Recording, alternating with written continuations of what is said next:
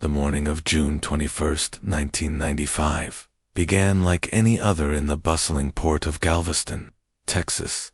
The sky was overcast, thick with gray clouds, and the Gulf breeze carried a sticky warmth. Docked at Terminal 2, the SS Meridian, a 12-deck luxury cruise liner, was preparing to depart for a 2-week Caribbean voyage. Among the 2,100 excited passengers were two newlyweds, Liam and Claire Monroe. Fresh off their wedding in Colorado Springs, just 4 days earlier, 26-year-old Liam, a civil engineer, and 25-year-old Claire, a secretary, had chosen the cruise as their honeymoon. They were described by friends and family as the perfect match. Liam was methodical and gentle, Claire bubbly and creative. The two shared a deep love for travel, journaling, and 90s indie music. Their cabin, B742, was a balcony suite with a full ocean view. Claire had always wanted to wake up to the sound of waves. Their luggage included beach gear, Claire's sketchpad, Liam's Nikon film camera, and a small camcorder. Claire had promised to document every day of their honeymoon for a future scrapbook. Their first 2 days were filled with joyful normalcy video.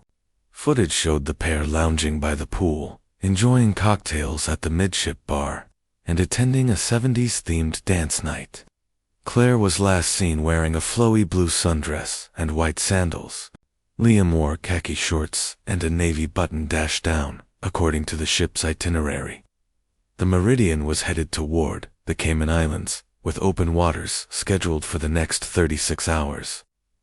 On the night of June 23rd, at around 11:15 p.m., a fellow passenger, Shannon Meyer, remembered seeing Liam and Claire exiting the Stardust Lounge after a jazz performance. She described them laughing, arms linked, heading toward the upper observation deck. By June 28th, the SS Meridian had returned to Galveston, and the Monroe disappearance became national news. Headlines read, "Newlyweds vanish, at sea cruise turns into nightmare. Mystery on the Meridian. Couple missing without a trace." The case was initially assigned to Special Agent Ronald Kessler of the Coast Guard Investigative Service, (CB). Over the next 3 weeks, he interviewed 63 passengers and 24 crew members. No one had witnessed anything unusual. No one heard screams. No fight. No splash.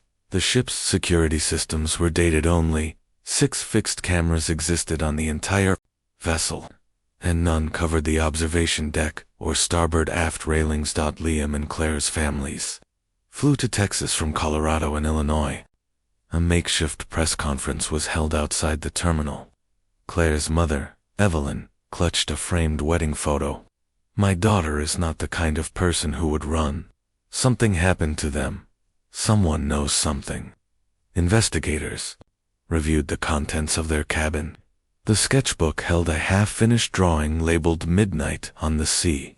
The final entry in Claire's travel journal read, "The stars look like home. Liam says it's the best night of the trip." The room's digital keycard system showed that the cabin had not been accessed after 10:03 p.m. on June 23. A single fingerprint was found on the outside balcony railing unindented.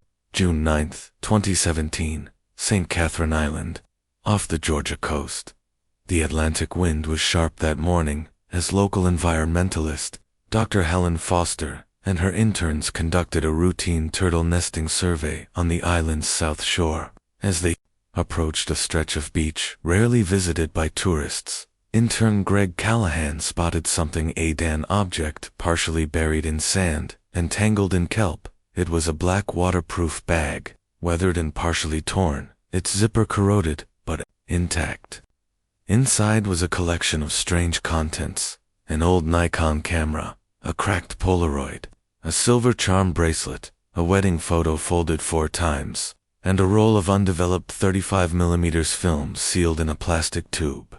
Greg handed it to Dr. Foster, who, suspecting it might be connected to a long-forgotten case, contacted local authorities.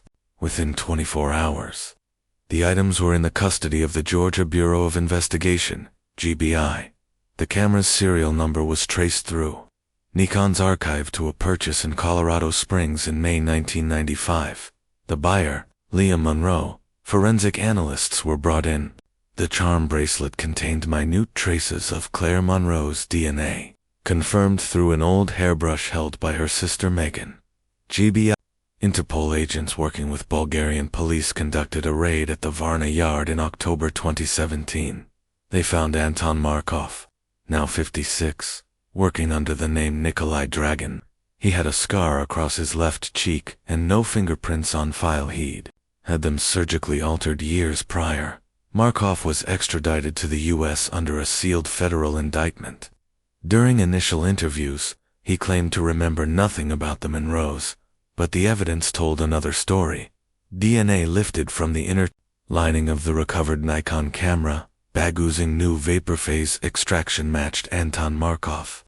Investigators also found salt-preserved skin flakes on the film tube that matched Liam Monroe, an ex-crew member. Sasha Petrov came forward after seeing Markov's arrest on TV. In a sworn statement, he described seeing Markov lurking near the upper deck just before midnight on June 23, 1995. He also recalled Markov once muttering, "The ocean forgives everything. It erases the mess." Back in Georgia, an underwater sonar team led by forensic oceanographer Dr. Kenton Morris conducted deep scanning near the island where the bag was found.